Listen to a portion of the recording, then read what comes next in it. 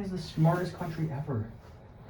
They have a 13th floor on the elevator. I just had to point it out because... Could you imagine if we saw that here? They have a seat.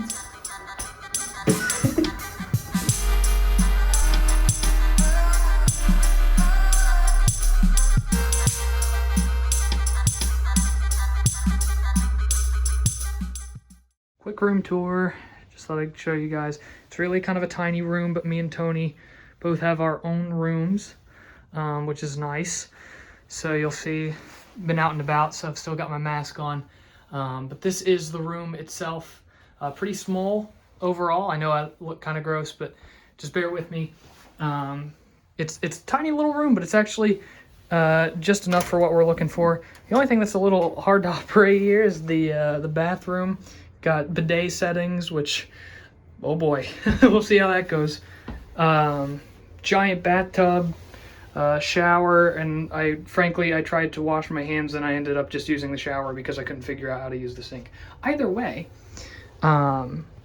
this is our room for the next 5 days while we stay in Akihabara, and basically what's going to happen is we're going to spend 5 days here, then move on to our next one-day stop, then a few days in the next stop, and a few days in the next stop. We're about to go out on the town for a little bit. Basically, we're going to find some dinner. We might go out shopping, but that's kind of to be determined still. It all depends on kind of what's open and when, because a lot of things kind of close early, and we didn't get here until a little after 7. So that said, we are here finally in Akihabara, Tokyo, and that is just oh so exciting. And let's get walking around the town a little bit.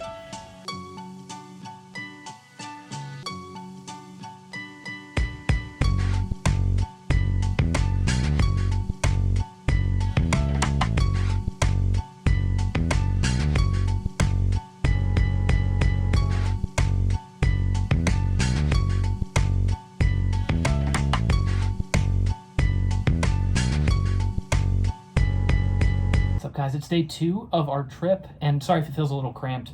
The hotel room is still rather small, as you probably saw in that little room tour that I did. Before we're going out today, because Tony's still kind of getting ready in his room, I kind of wanted to talk about a little story that happened yesterday in terms of getting our ramen. So we went to this little shop. We couldn't even read the name in English at all. It was like Noboshi, which is what we ended up finding. It was just a little street shop, but we walked by it and we were like, it smells so good that we cannot pass it and not have it, right? So we went there, and sure enough, it was just as excellent as we had hoped. The food was immaculate. But actually, something that I thought was interesting is we could not communicate with our with the people who work there in English. They didn't speak any English, and it was the first kind of instance where I had to kind of makeshift what was going on. They actually had some promos for some meals that they had, and so what I did is the man came over because Tony was having some issues figuring things out, and the guy took his ticket, and then because I was there next, he stayed and he helped me. But I ended up going through the transaction by pointing at things, and the customer service was just so good. And I know I'm probably just saying something that I'll learn about Japan, which is that they have really good customer service.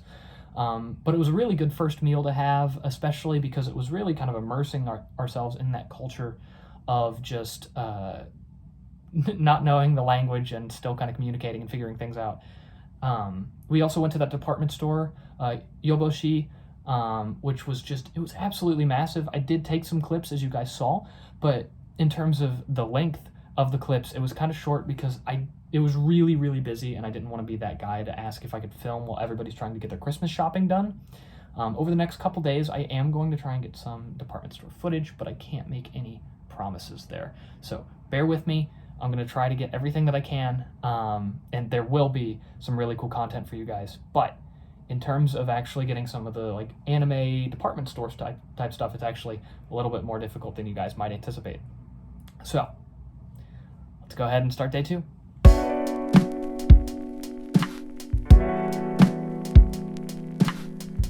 All right, so we're actually here in Ueno Station right now. Tony had to get some money and we had to do some chores. We got our coffee this morning. It's an early morning, but it's an early morning because we got a lot of places to see, a lot of cool shops to go to. Ueno's a couple stops away from Akihabara, so we've been traveling around a little bit already. Our train passes are excellent. Highly would recommend if you ever go to Japan, get yourself a train pass. But we're going to leave Ueno Station right now, as beautiful as their Christmas setup is and as much as I like it. And we are going to go back to Akihabara and visit some shops. Hopefully I can get some footage and we'll see how it goes.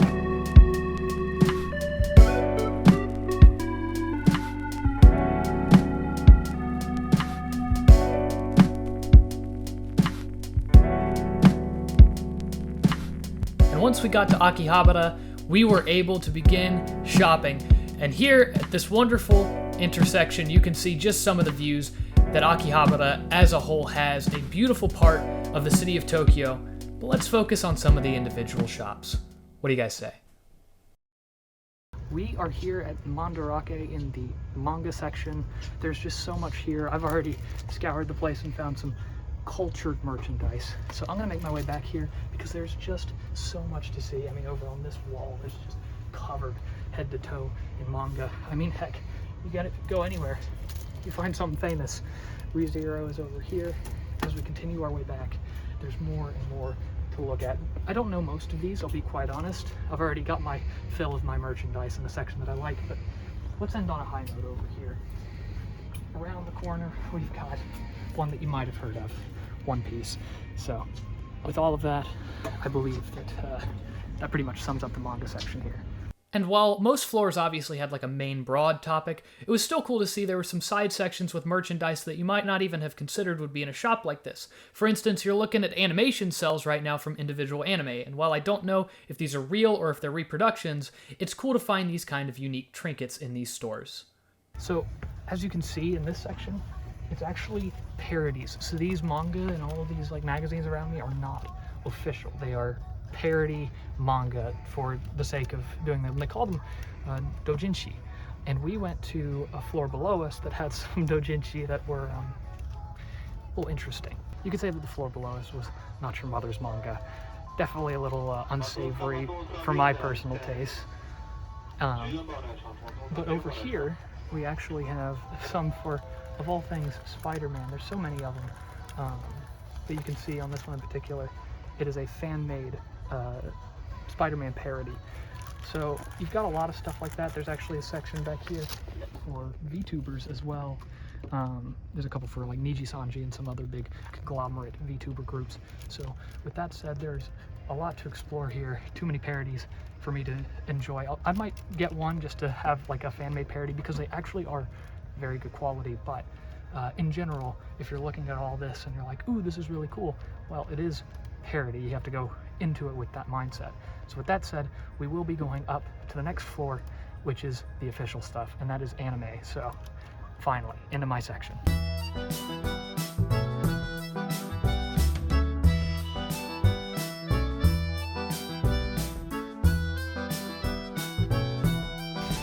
We have arrived, everybody.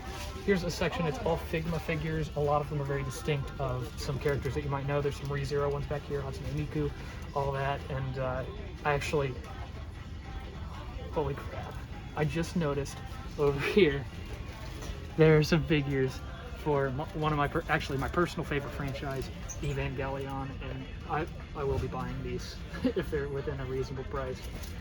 Rei Ayanami, favorite figure. You've already seen the cultured merch that I've gotten for Rei, so I am going to continue to scrounge through some of these figures. Sorry to you Asuka fans who like her better, but Rei is the best character in the show.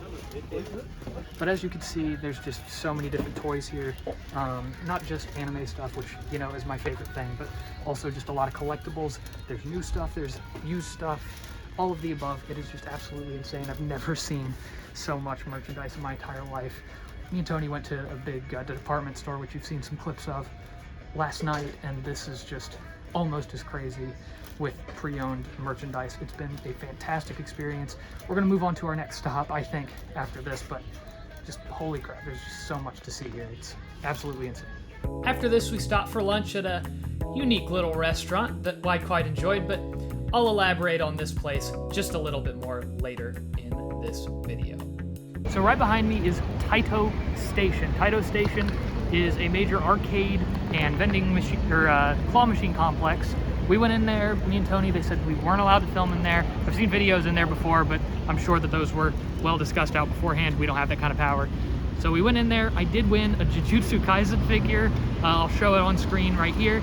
And I thought it was a pretty successful little visit. I played a rhythm game in there. As I said, just no filming, so I don't have any footage of it. But it was a really good time, and yeah, I won something, so that's cool. So we are here in AmiAmi, and we've already kind of explored the shop beforehand. And we did that so that we could see all the different character figures and all that. And one caught my eye in particular. This one I'm going to be getting is of Kaori Miyazano from Your Lie in April, one of my all-time favorite shows. I haven't seen this figure basically anywhere else. There's a lot of figures here, a lot of them absolutely massive. About that big are some of the 1/4 figures. You know, I just line the floors with figures, some that I can show and some that I might blur, just because YouTube can be a little fickle with that sometimes. So, that said, this store is very much the same in terms of figures, and there's new and there's used, but it's also different because there's a lot of higher end figures and kind of premium items that are very, very nice and very, very cool. So we're going to explore around a little bit.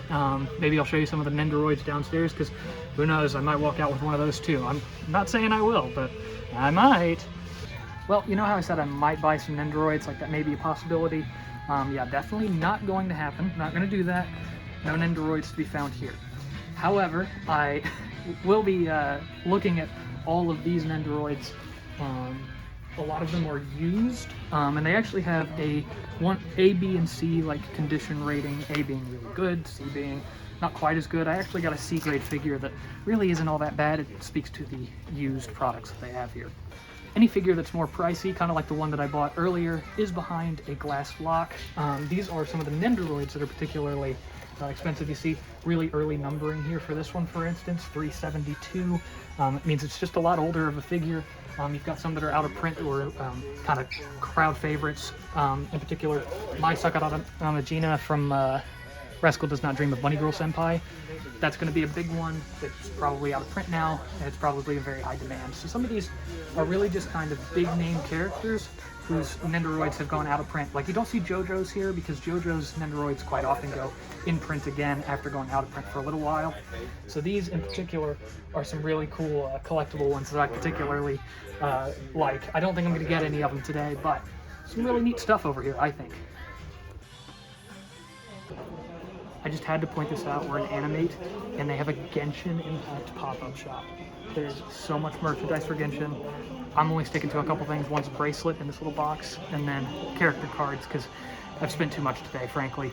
But there's just so much cool stuff here, and Genshin Impact merchandise, from what I've seen, is just very, very difficult to find in the United States. So seeing so much of it right in front of me is absolutely insane. Yes, that was Klee with a bassoon. Don't ask me why, but it's kind of cool, you gotta admit. So I think this one, even though there's a Genshin one up there that's pretty cool as well, I wanted to do this one in particular because it's from another series that I like, and I've already done some Genshin ones. So let's see.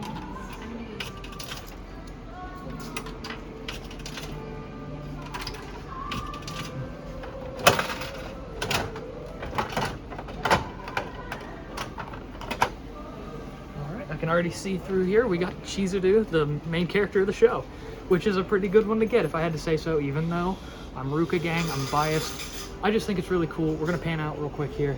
It's just a street access store. It doesn't look like it's gonna be much, but then you walk in and there's just a wall of gashapon machines. So definitely, even though it's kind of a smaller looking store on the surface, it's so much jam-packed into a fairly tiny space.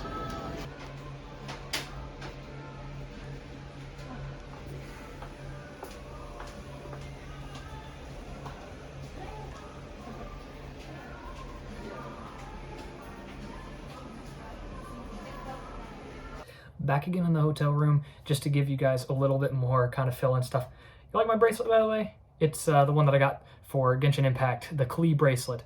So we just got back from our second day of just kind of exploring, and I thought I'd give you some of the behind-the-scenes stuff that's going on, stuff that you guys might not get to see, like the stuff at Taito Station, which was awesome. I talked about winning a Jujutsu Kaisen figure in only 2 tries, and that was the case, but I actually ended up winning a second thing and that was a Kaguya-sama Love is War figurine where she's holding like a Christmas present. So I don't know if it's a seasonal thing, but it was just a neat little thing to see there, and I got it in 3 tries, I believe. I believe it was 600 yen, which is 200 yen per play, so I think that makes it 3 tries there.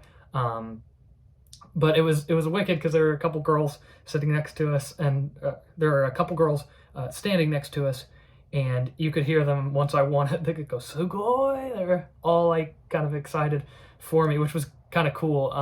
They weren't like communicating directly with us, but you could tell the whole time they were like eyeing over to see how I was doing. And being the Chad that I am, I ended up winning it. So I tried to get a Rem figure as well, but it was lodged in the machine in such a weird way that the corner was caught. I couldn't even really get it to move.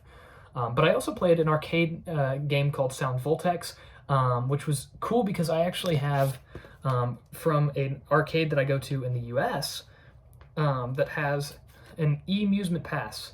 And it's just a little card that like saves your data and that kind of thing. So I got to take it from the United States all the way to Japan and use it. So that was really, really cool for me to be able to do. And sure enough, it worked. It saved my data and all that.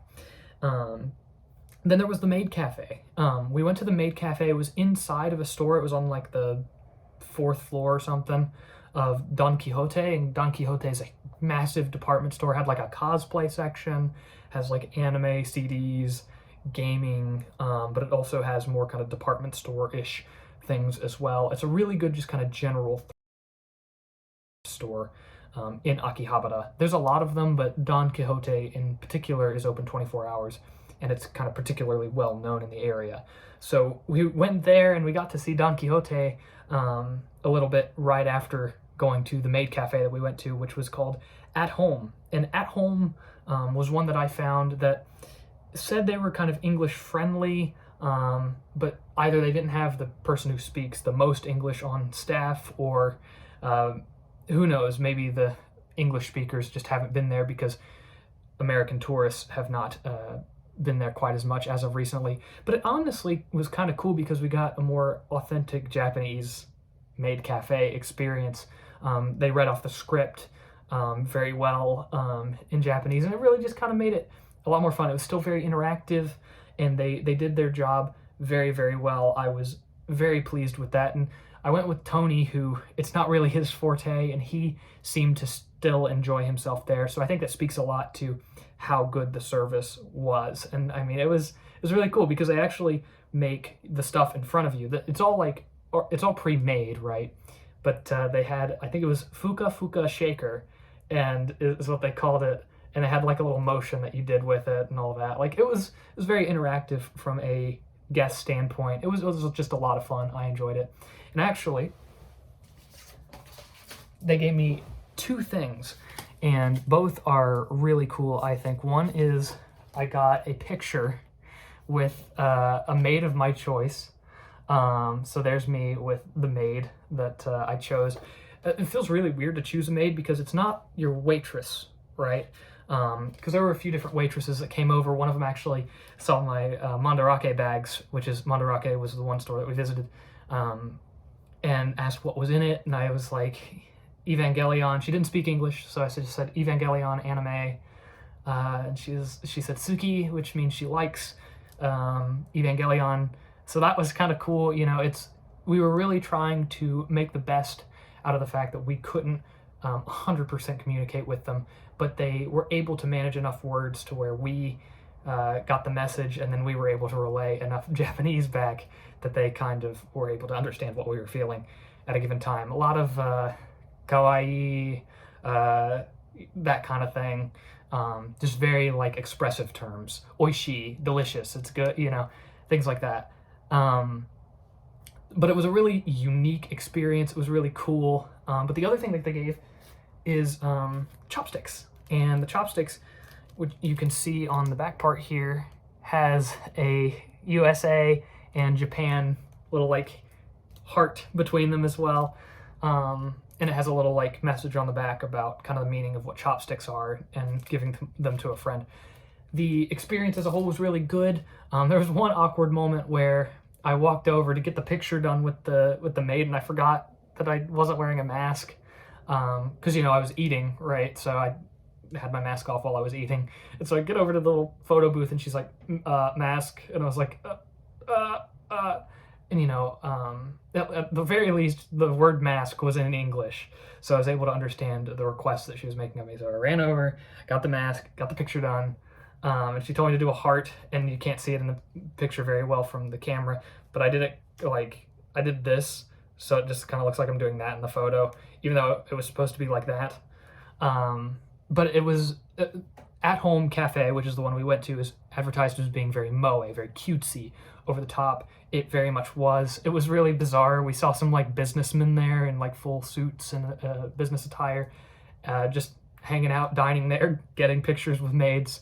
It was all kind of a surreal experience. It was a lot of fun, though. As I said, just something that you wouldn't think would be something that you could bring a friend to and enjoy. But rest assured, if you've got that one anime lover friend who's like, we need to go to a maid cafe, bro, you'll have a good time. As crazy as that sounds. And there's a reason that they stick around. They're very well done. And I really enjoyed it. And Tony, as much as he might say that he didn't like it, I think overall the experience was good to him. Plus, they did latte art for him in the form of a cat. So, and it also was put on my omurice as well as Tony's. And they had a little, there's these little chicken nugget thingies, and they put moe on them. So, overall, great experience with those things. Those were just some of the things that we weren't able to really film.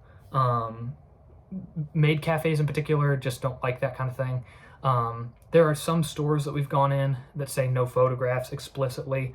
We went to a chicken nanban restaurant tonight, and it was excellent. Some of the best food I've ever had, and I've pretty much said that about any local food place. They're all just wonderful. Go off the beaten path, go to a smaller place, because they are wonderful if you ever go to Japan.